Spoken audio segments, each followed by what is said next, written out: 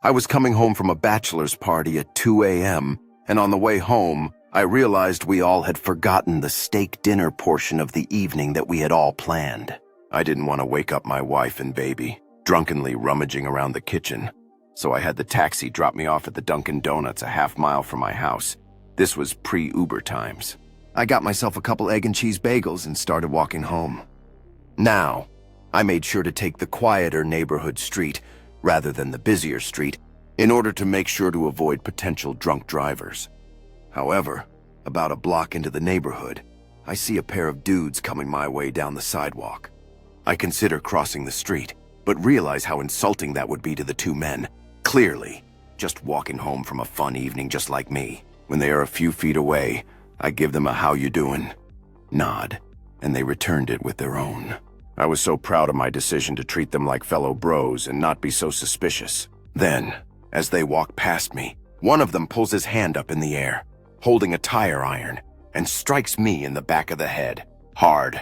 I fall into the street from the impact but remain conscious. One holds my arms down while the other climbs on my legs and starts rifling through my pockets. I tell them to take what they want, and they tell me to shut up or they will kill me. Then they ask me where my wallet is.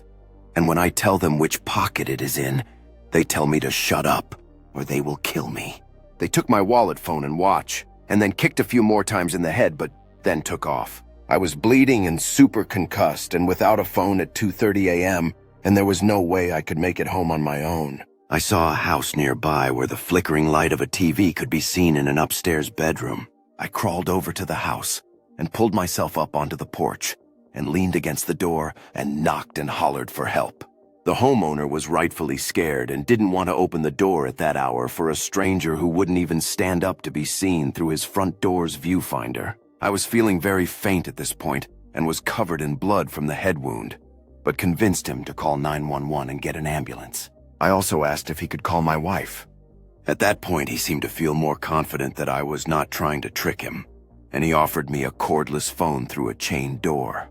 He said he wanted to help, but I needed to stay out on the porch because he had just redone his floors and I was bleeding way too much. When the EMTs arrived, they decided they should take me to the better hospital instead of the one a few blocks away. But the route to the other hospital required several blocks of driving on cobblestones, an experience I would not recommend to any concussed individuals strapped to a gurney in the back of an ambulance. I needed 24 staples in my head, and the doctors all told me I was lucky to have survived such a massive blow to the head with a blunt object. But the sad part, I never actually got my egg and cheese bagels.